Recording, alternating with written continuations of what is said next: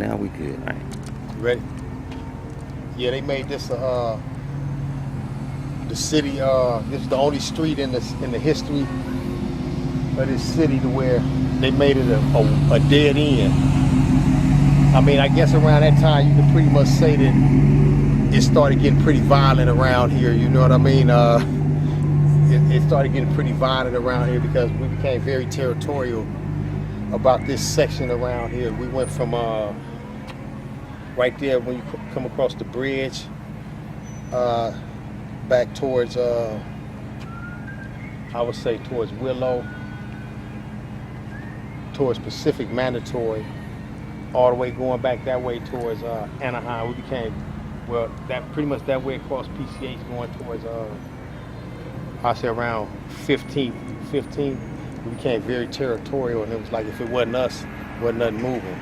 So at that time it started getting really violent around here, you know. So the city, they put some cement cylinders, blocks that was about this big, so wide, they put it right here. But they didn't understand that security was always our priority anyway, you know what I mean? So that, like, so a lot of times, you know, I told you we had the Tire Shop Performance Plus down there where they sell all the fancy rims. Sometimes dudes wouldn't know that this was a one-way. They pull their cars down there with their fancy rims after they got them, and man, you know what I mean? They leave walking, bro. You know what I mean? We block them off and they leave walking, you know? So anyway, like I said, security was our main priority because Uncle Maxwell and Chico, they would play war games with us all the time. They would be on the roofs. If you look around here, you see you got easy access to all the roofs around here, pretty much. And you see all these bushes, it was like a jungle. This shit is like a jungle. So, you know, you can't see nothing in front of you. You have to be very, very in tune with what's moving around here. Everything has to be instinctively and awful feeling because you can't see nothing. So you have to be able to feel your way through this, navigate through this thing like a real live jungle. Because you see all this shit right here, and you see what I'm saying? Look, man, you can't see nothing, man. So it's like, and it was like that. It's always been like this, you know. And so, and all these cuts right here, you go by here, man, you don't know who's gonna jump out on you, you know. So a lot of times, Unc them will be hiding on the roofs or behind one of these cuts while we out doing our perimeter check or something, and they'll be like, bang, bang, you dead. They'll be like, see if I was one of your homeboys or one of your enemies, you know, press telegram, gang member dead, killer unknown. So we stayed on our toes, man. We had to, you know. So everything, like I said, was an instinctive feeling around here. And that right there with the hotel, I told you that gate wasn't there. So people used to come in and out, but the city didn't know. Once they made them put the gate right there and close it off, that made it easier for us because now we had people serving drugs out the windows. You see what I'm saying? Through the bars. They couldn't see nothing. And it was only one way in. The police couldn't come from all the different ways. But once they put that dead end right there, that made it better for us because the police could only come one way. And we had some, I mean, I guess it was pretty violent around here to the point of where the police, they wouldn't even try to do none of that creepy shit that they was doing everywhere else. Because, I mean, our mantra was like, anybody can get it. You know, I mean, one of like the second tattoo I ever got said "fuck the police." So you know that was really our mentality around here. Like, shit, I remember one time we was testing some guns and it was motorcycle police. We was buying some high powered artillery. There was some motorcycle police right there. We got to jacking them bitches off. And the police drove straight through the night. Never came back, no helicopters or nothing. So it was pretty much like anytime they came, we had a warning. We knew when they was coming. You know what I mean? They wasn't pulling all of that sneak attack shit on us. Nah, we see them staging and be like, oh, they probably gonna come through. And then them, they whole thing was like, you better not run. I don't give a fuck if it's the police or whoever it is. If you strapped, you better not fucking run. You know what I mean? So our mentality was pretty much like, man, every day we was floating with death because we stayed strapped, man. All we did was stay pulling in and out of here on feet, 24/7. There was times where I never left this block for years at a time. I stayed on this block right here. If I would go around, I mean this area, I would go around the corner and meet somebody, meet one of my girls or something, get them the paper bag full of money, and they keep pushing. You know what I mean? They meet my girl, they meet my uncle somewhere, get them the food, and I sit down. Like I said, this was Performance Plus. This was everybody from LA, Compton, all over. They used to come get their fancy rims, and at one time they didn't know that it was a dead end. So when they pulled out after they getting their rims, we be, you know what I mean? You know? Yeah. Christmas. Exactly. The gas station, they had securities. They used to be out here. We ran damn near every security off except for maybe one or two dudes that was cool with us, you know what I mean? So everything was like family around here, bro. Yeah, man, this. Ooh, man. These to talk, man.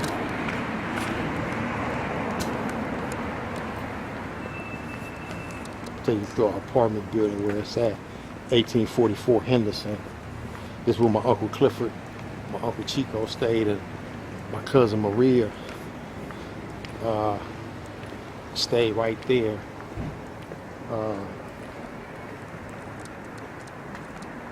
They stayed right there.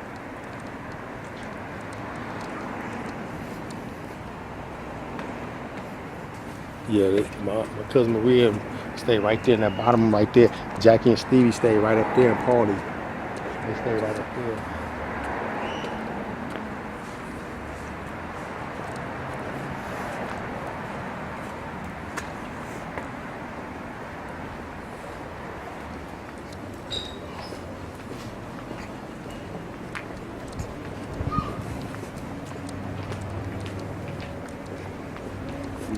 We used to have the low riders right here.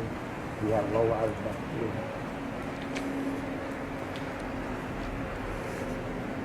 We had people that stayed up there. And we stayed right. Miss Osie them stayed right there.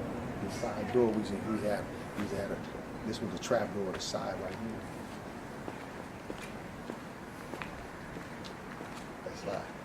That side door was the trap door right there. And then we kept the pit, we sealed that off up there a little bit. We kept the pit bulls right there.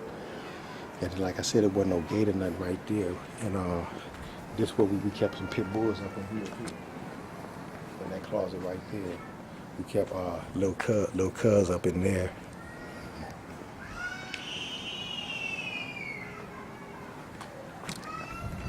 And them was the garages, you know what I mean? And then this right here was the trap door.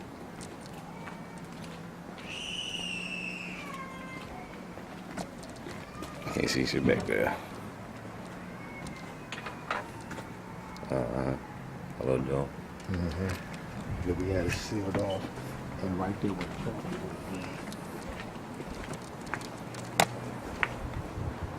And right there where the trap door was at.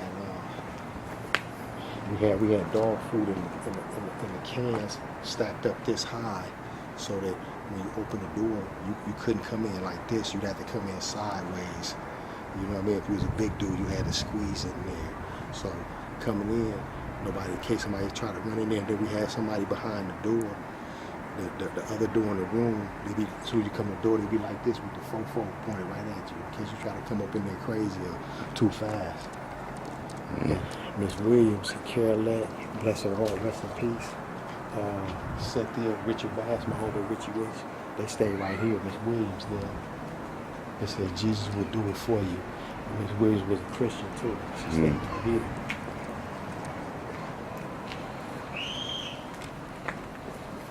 Yeah, this is the famous 1844. We stay right there. This is where I started selling drugs. Let me show you right where I started selling drugs. Let me tell you how it happened.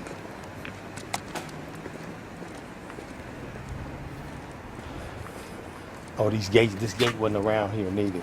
This gate wasn't around here. It was right here where I started selling drugs at. I was standing right here one time, and a female, it was a prostitute. She hit a lick on some money. It was one of my homegirls. And she ran to me. And I used to always keep a little pistol on me, you know. So she ran to me and she said, I